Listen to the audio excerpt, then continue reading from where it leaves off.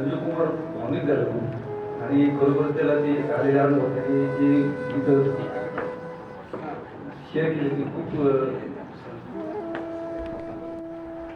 आजच्या या गेट टुगेदरचे अध्यक्ष की त्याचा खरोखर तुम्हा सर्वांना आणि आम्हा सर्वांना इतका अभिमान वाटतो असे आपले माणिक सर आणि माझे सर्व सहकारी पाटील सर, वाले सर, राजाराव सर, बागर सर आणि परिसर बसलेले आपले विद्यार्थी वक्ते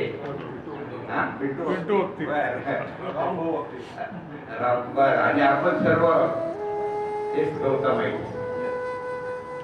खरोखर आज फार आनंद झाला इथे आल्यापासून तुम्हाला सगळ्यांना भेटण्याची संधी मिळाली आणि मला वाटतं हा योग माणिकरावने घडून आणलेला आहे.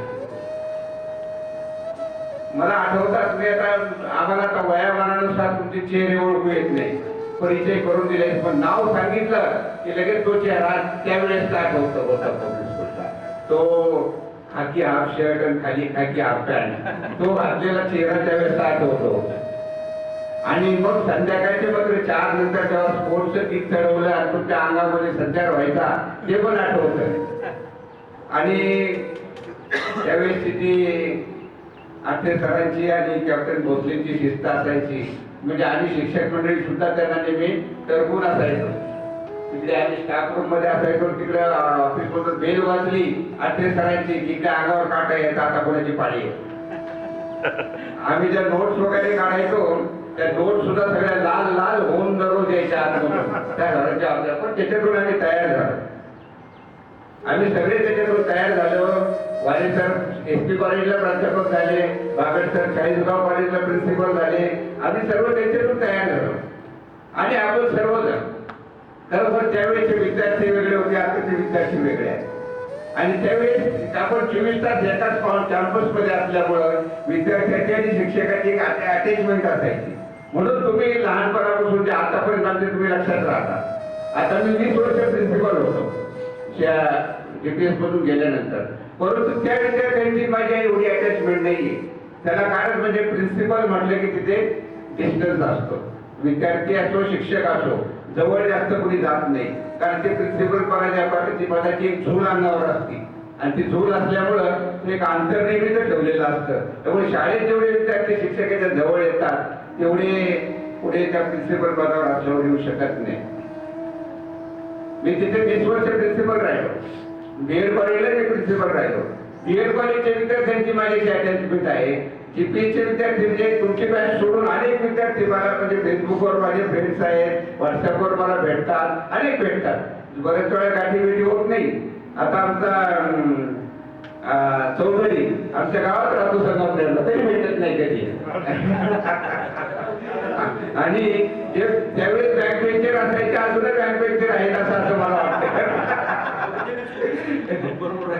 परंतु तुमच्या बॅच मधून सुद्धा माणिकराव सारखे रत्न निर्माण झाले. अनेक डॉक्टर्स आहेत, इंजिनियर्स आहेत, काही आदर्श शेतकरी आहेत, काही रिअल इस्टेट मध्ये प्रगती केली. मी तर मागे सांगितलं प्रमोदला की रिअल इस्टेट सारखं लवकर झटपट श्रीमंत होण्याचं दुसरं साधन नाही. आणि काही रिअल इस्टेट मध्ये आहेत. धनंजय फक्त आमच्या क्षेत्रामध्ये काम करतो. धनंजय तो आमच्या क्षेत्रामध्ये काम करतोय. आणि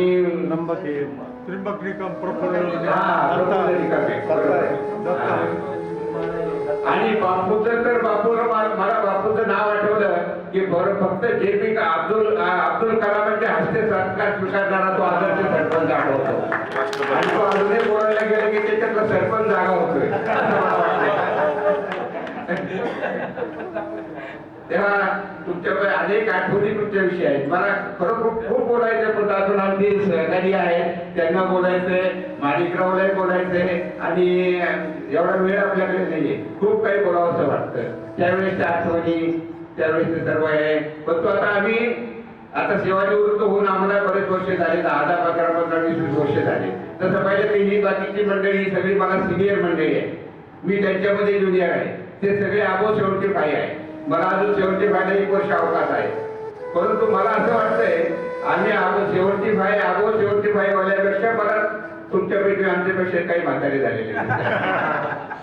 मी ज्येष्ठ नागरिक महासंघाचा अध्यक्ष आहे आणि तो मला असं सुरुवातीला वाटायला लागलं की ज्येष्ठ नागरिकांचाच मेळावा दिसतो आमच्याबरोबर. त्याला विनोदाचा भाग सोडून द्या, परंतु खरोखर तुम्ही आज हे गेट टुगेदर केलं, आम्हाला सगळ्यांना या ठिकाणी बोलवलं, आम्हाला तुमच्याबरोबर मिसळण्याची, तुमच्याबरोबर आनंद व्यक्त करण्याची संधी मिळाली. इथे हास्ययोगा केला. योगा तर आता आपल्या बऱ्याचशांच्या जीवनाचा भाग झालेला आहे. मी सुद्धा एका हास्य क्लबचा मेंबर आहे. सकाळी आम्ही जो करतो, आम्ही आर्टिफिशियल लाफ्टर नाही, आमचं काय नॅचरल आहे. आमचा ग्रुप असा आहे की आम्ही 2 तास सकाळी एकत्र असतो 6 ते 8 आणि 6 पर्यंत आम्ही सकाळी 6 ते 7 आम्ही फिरण्यात घालवतो आणि नंतर आम्ही एक सामूहिक प्रार्थना घेतो आणि त्या प्रार्थनेनंतर आम्ही एका चहाच्या टपरीवर एकत्र येतो आणि मग तिथे इतका हास्यविनोद चालतो. 1 तास थट्टा मस्करी चेष्टा. 40 वर्षाच्या वयापासून तर 87 89 वर्षापर्यंत वयाची माणसं आमची एकत्र आहेत. सगळ्या क्षेत्रातले आहेत, पण तो नियम एकच आहे, ज्याला चेष्टा सहन होत नसेल तरी ग्रुप सोडून द्यायचा. कुणी म्हणजे 40 वाला 90 वाल्याची चेष्टा करतो, 90 वाला 40 आणि भरपूर हसून घेतो. दिवसभराची एनर्जी आम्हाला त्या ठिकाणी मिळत असते, दिवसभराची ऊर्जा आम्हाला त्या ठिकाणी मिळत असते. आता मी थोडक्यात म्हणजे सेवानिवृत्तीनंतर मी आता फक्त समाजसेवेचं काम करतोय आणि मी ज्येष्ठांसाठी काम करतोय. मी आमच्या संगमनेर तालुक्यामध्ये 5 ज्येष्ठ नागरिक संघ आहे. त्या 5 ज्येष्ठ नागरिक संघाचं एकत्रीकरण करून त्याचा एक महासंघ तयार केला आहे आणि त्या महासंघामार्फत मी तिथे महासंघाचा कार्याध्यक्ष म्हणून काम करतोय. आमचे वारंवार इतके उपक्रम होतात, खूप उपक्रम चालतात. तिथे आमची एक साहित्य परिषद आहे, म्हणजे आठवड्यातून 15 दिवसातून आम्ही जी काही पुस्तकं वाचली आहेत त्या पुस्तकांचा आमचा एक वाचन कट्टा असतो. त्या वाचलेल्या पुस्तकावरती प्रत्येकाने बोलायचं. त्याच्यानंतर आम्ही काही पुस्तकांचे प्रकाशन समारंभ करतो, विद्यार्थ्यांसाठी काही स्पर्धा वगैरे आयोजित करतो. असे अनेक उपक्रम राबवत होते. म्हणजे रिटायरमेंट नंतर कधी कधी माणसाला वाटतं की आता काय करायचंय. आता समजा ठीक आहे, त्यांच्या घराजवळ शेती आहे, तुम्ही शेतीमध्ये राहता, तुम्हाला वेळ घालायचा प्रश्न येत नाही. परंतु आमच्यासारख्याला माझी शेती माझ्या घरापासून 150 किलोमीटर आहे, मी रोज काही तिथे जाऊ शकत नाही. मग अशा वेळेस वेळ घालवायला काय करायचं. माझ्या पुढे असा प्रश्न फक्त तुम्हाला वेळच शिल्लक नसतो, फुल बिझी असतो मी. अजूनही मी 3 शाळांच्या मॅनेजमेंटवर आहे. तिथे संगमनेरमध्ये एक स्ट्रॉबेरी स्कूल आहे, आपले ते गौतमाईत एक आहे डॉक्टर माणिकराव शेवाळे त्यांचं जिजामाता स्कूल आहे, एक कळसकर विद्यालय आहे, तिथे मी मॅनेजमेंटवर आहे, मॅनेजमेंट काउन्सिलवर आहे. कळसकर प्रतिष्ठानमध्ये आहे, तिथे आहे. म्हणजे आम्ही समाजसेवा म्हणजे अनाथ मुली आहेत किंवा अतिशय गरीब कुटुंबातल्या मुली आहेत, अशा मुलींसाठी आम्ही संदीपनी हॉस्टेल नावाचे एक हॉस्टेल चालवतो. त्यांना सर्व मोफत सुविधा उपलब्ध करून देतो, खाणं पिवणं देणं, राहणं, कपडे, वह्या, पुस्तकं, त्यांचं शिक्षण सगळं होतं. आणि एक आधार फाउंडेशन म्हणून आहे. आधार फाउंडेशन म्हणजे त्याला कोणाचाही आधार नाही त्याच्यासाठी असलेला आधार फाउंडेशन. म्हणजे एखादा विद्यार्थी खूप गरीब असतो, तो शिकण्याची ऐकत नाही, तर असे अनेक विद्यार्थी त्या आधार फाउंडेशनने आमचे शिकून मोठे केलेले आहेत की ज्या डॉक्टर्स आहेत, इंजिनियर्स आहेत, आपल्या पायावर इंडस्ट्रियलिस्ट आहेत, आपल्या पायावर उभे आहेत, असे अनेक विद्यार्थी आहेत. किंवा एखाद्या कुटुंबात अचानक एखाद्या त्या ऊस कामगार असतात, झोपडीला आग लागते आणि मग त्यांचं सगळं कुटुंब त्याच्यामध्ये उद्ध्वस्त होतं. हे संपूर्ण कुटुंब पुन्हा उभं करण्याचं काम आम्ही आधार मार्फत करतो. असे अनेक सामाजिक उपक्रम राबवण्याचं सध्या करतो, त्याच्यामध्ये मला खूप खूप आनंद मिळतो. तसा आज मला तुमच्यामध्ये येण्यामध्ये आनंद मिळाला आणि मी पुन्हा तुम्हा सर्वांना शुभेच्छा आणि शुभाशीर्वाद देतो. तुम्हाला उत्तम आरोग्य लाभो, तुमचं कुटुंब सुखी समाधानी हो अशी परमेश्वर त्यांनी प्रार्थना करतो आणि थांबतो. धन्यवाद.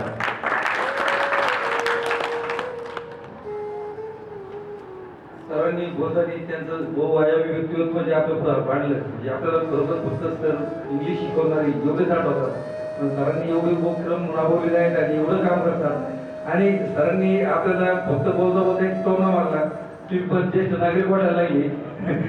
तुम्ही तो म्हणजे मला वाटलं तुम्ही म्हणजे त्यांनी टोमणा मारला, तुम्ही कोणते पहिले प्रशासन होऊन घेतला असेल तर कृपया कोणी म्हणजे असं घेऊन नये.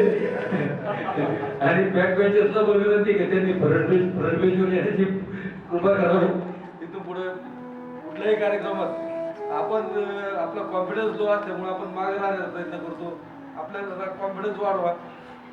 वजन कॉन्फिडन्स कमी नाही मला माहिती आहे, पण ते सरांनी सांगितलं बँक बेंचर्स तिथंच यावं म्हणजे आता म्हणजे सरांना पण वाटतं का बँक बेंचर्स पुढे यावं. आता यानंतर मी पाटील सरांना विनंती करतो की त्यांनी आपलं मनोगत व्यक्त एखादा क्लास अच्छा, ठीक आहे, काय हरकत नाही. मी कधी भाषण केले कोणी ऐकलेलं नसणार आहे, कारण मी भाषण करणारा मनुष्य नाहीये. भाषण ही एक कला असते, ती कला आपल्याकडे नाहीये. ते आमचे तात्या एक नंबर म्हणजे गोंटे सर, वांडेकर सर हे असे ठराविक मंडळी भाषणाला पुढं असणार. आम्ही सेक्युरिटी सांभाळणारी माणसं. कोण वर्गात दंगा करतो तिकडे एवढंच काम केलं आम्ही. त्याच्यामुळं आठरे साहेबांनी आम्हाला सोडलंच नाही शेवटपर्यंत. असो, ते एक आमचे कृपाच म्हणायची. आम्ही खूप शिकलो शिक्षकांकडून, पालकांकडून, विद्यार्थ्यांकडून. तुम्हाला कल्पना नसेल, कोळपेवाडीला असताना तुम्हाला मोरे कंपनी मधला एक प्रमोद मोरे माहिती असेल. प्रमोद मोरे, मी फळ्यावर सुरुवातीला बोलता येत नव्हतं, त्याच्यामुळे लिहायचं, काही चुकायचं, हिचं वाद व्हायचं, तर तो मला सांगायचा, सर हिचं वाद नको, हीच पाहिजे वगैरे असं. मी याच्यातून शिकत गेलो. गोटे सर होते, जाधव सर तुम्हाला माहिती असते, के.जी. जाधव माहिती आहे, के.जी. जाधव, सूर्यवंशी सर, बोलकर सर, त्यांची थोडीशी साथ मिळाली. त्याच्यामुळं सुरुवातीला अडचण होती ती सुधारली. नंतर ग्रीप घेतल्यानंतर मग माग पाहिलं नाही, कारण मला सुरुवातीला नको वाटायचं नव्हतं हे इंग्लिश मिडियम. पण नंतर छान झालं. मी आयुष्यात जॉग्रफी जरी असलं, इंग्लिश होतं, इंग्लिश बोलता येत नव्हतं, पण चांगलं जमला. त्याच्यामुळं थोडंसं बरं वाटलं. चला, या कार्यक्रमानिमित्त तुमची हे आमचे दोस्त कंपनीचे सुद्धा फोन होतो, पण भेट होत नाही एवढंच. वारे सर येता जाता भेटतात नगरला कधीतरी, नाही ते हे दोघं नाहीत भेटत. बागड सरांचे तर फोनच. तुमच्या निमित्तानं आमच्याही भेटी झाल्या, तुमच्याही भेटी झाल्या. विद्यार्थ्यांचं योगदान शिक्षकांच्या बाबतीत, समाजाच्या बाबतीत खूप मोठा असतं. सगळ्याच कामांचा काही उल्लेख करत नाही. मी फक्त आमच्या विकास सरांचे आभार मानतो. तुम्ही विकास जगतापला ओळखत असाल ना?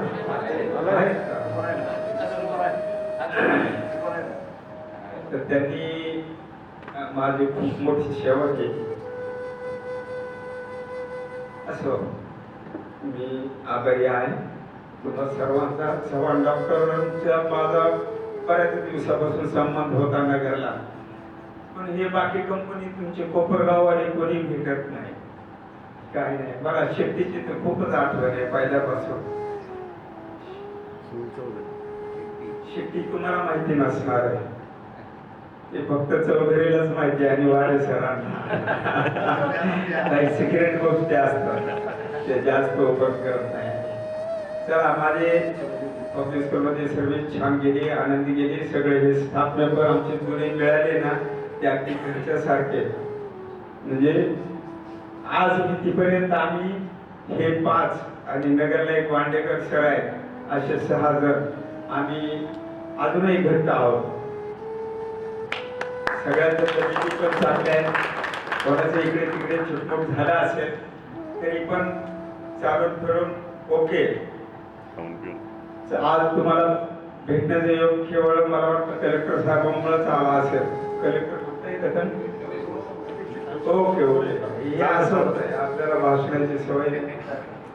चला, गोसल साहेबांमुळे योग आला, तुमच्या आमच्या गाठीभेटी झाल्या, बरं झालं. मला खूप दिवसापासून वाटत होतं विद्यार्थ्यांना जुन्या भेटलं पाहिजे. आता भविष्यात आमचे किती दिवस राहिलेत माहिती नाही, परंतु भेटावंसं वाटतं, एकमेकांना विचारावं वाटतं, बाकी काय नाही. चला, भेटत राहा, भेटत राहू.